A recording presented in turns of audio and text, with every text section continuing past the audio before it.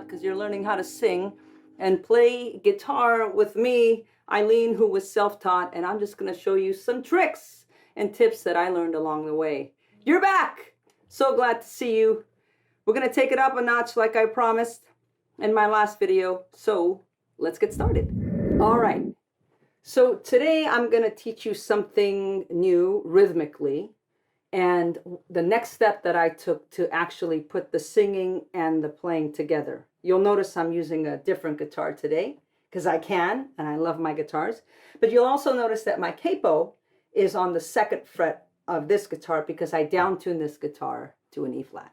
But we're still going to use the same shape of the E minor chord shape, which is actually an F minor that I'm playing.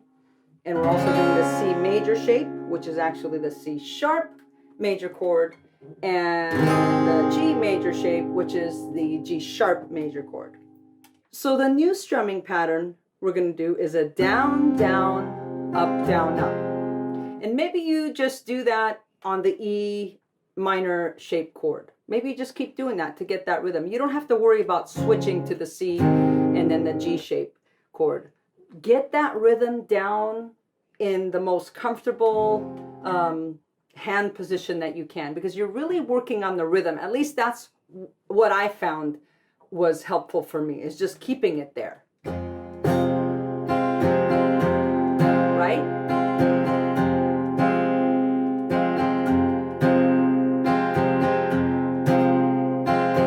And then when I felt comfortable, I moved it to the C. Right? And then when I felt comfortable, I moved it to the G. Once I felt I had all 3 chords down in that rhythm, I went ahead and put it together, and it went something like this.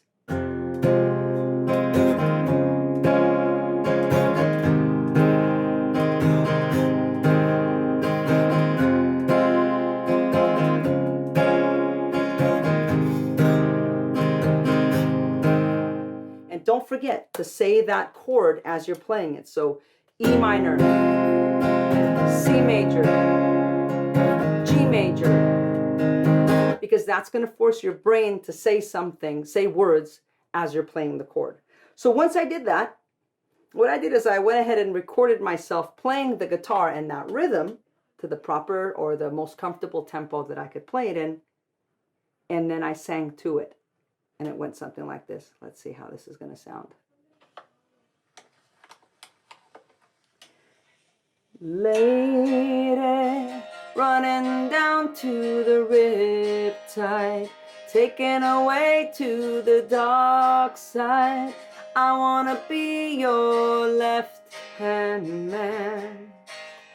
I love you when you're singing that song, and I get a lump in my throat 'cause you're gonna sing the words wrong.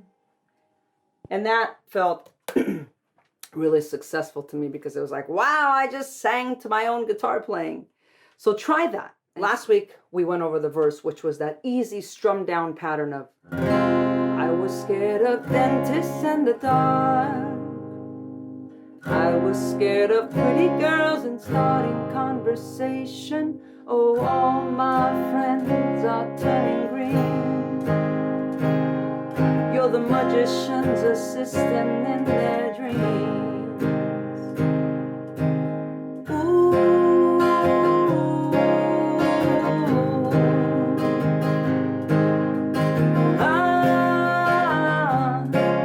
they come unstuck. New pattern, here we go. Lady, running down to the riptide, taken away to the dark side. I wanna be your left hand man. I love you when you're singing that song, and I get a lump in my throat 'cause you're gonna sing the words wrong. It doesn't matter because we want you to sing and play the guitar at the same time and find that rhythm for yourself. So remember, take it slow, use that metronome if you can, record yourself doing that new pattern, the down, down, up, down, up. And again, if you need to hold it on one chord until you get that rhythm down, then switch the chord. Okay? I have no doubt that you learned something new. And again, you may learn something along the way as you're teaching yourself, and you can help someone else and give them your pointers as well. I'll see you guys next week, and I'll try to ante it up a notch again. Until then, have a great week. Bye-bye.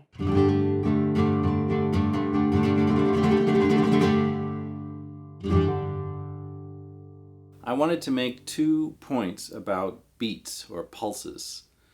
The first is a pretty simple point. It sounds kind of obvious, but it's amazing and surprising how hard it is to actually do.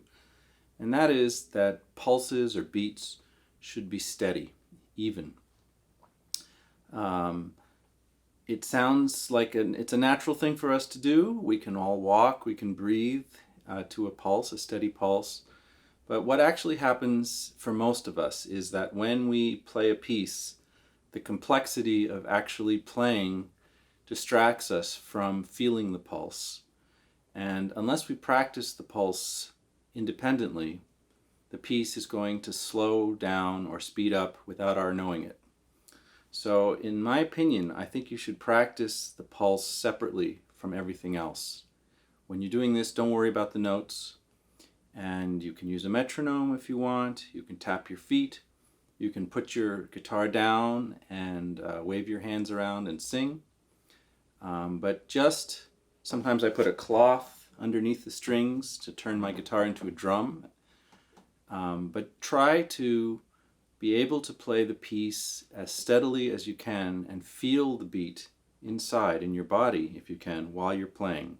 And don't worry about anything else for a while until you can do that.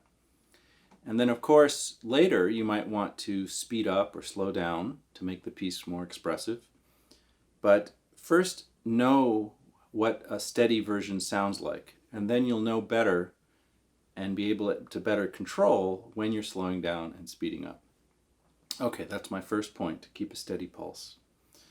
My second point that I would like to make is that even though beats are even and steady, they're not equally strong, they're not equally weak. They're grouped together.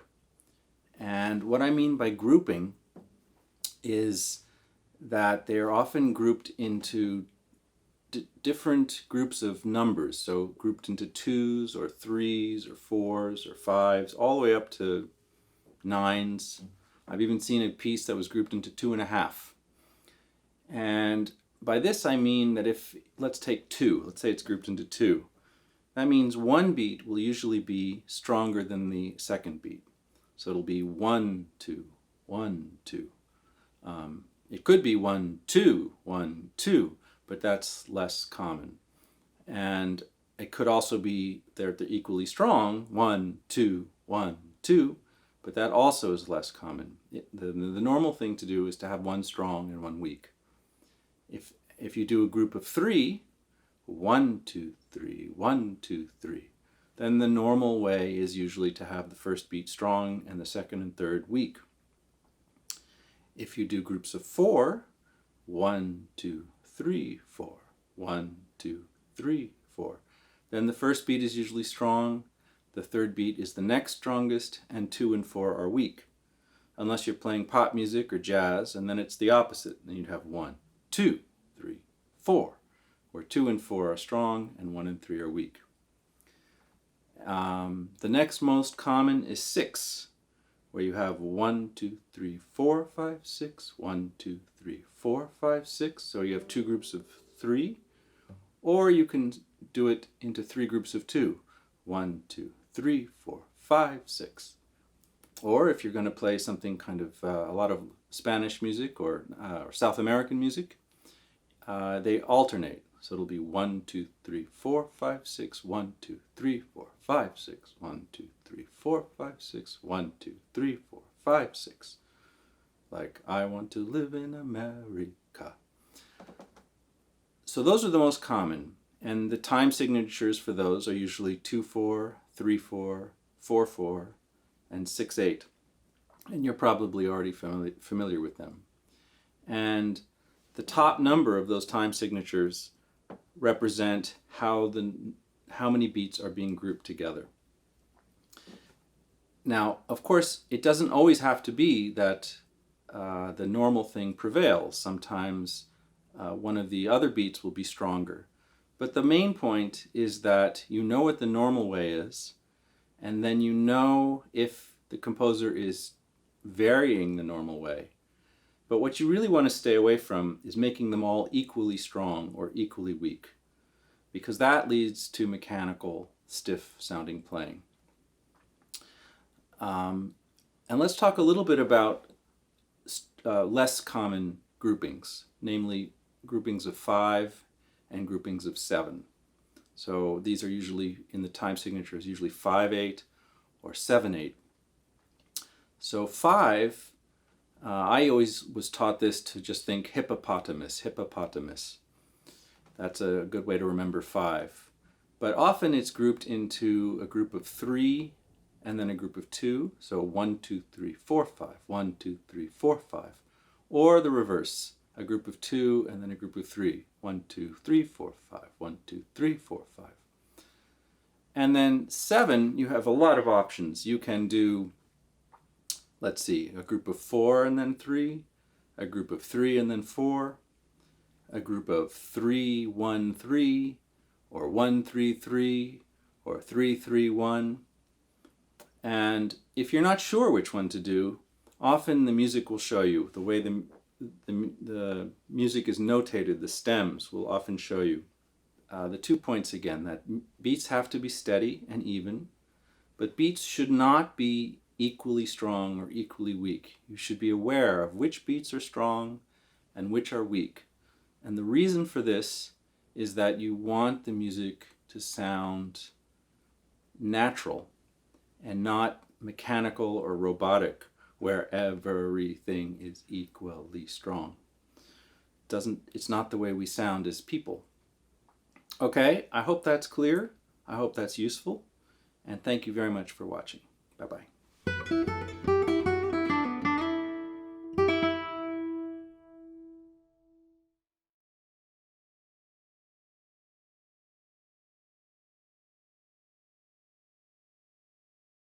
In the past episode we spoke about the basic Italian terms in the music regarding for the moods and direction. Especially for the directions, we link with the theme of this episode, the time.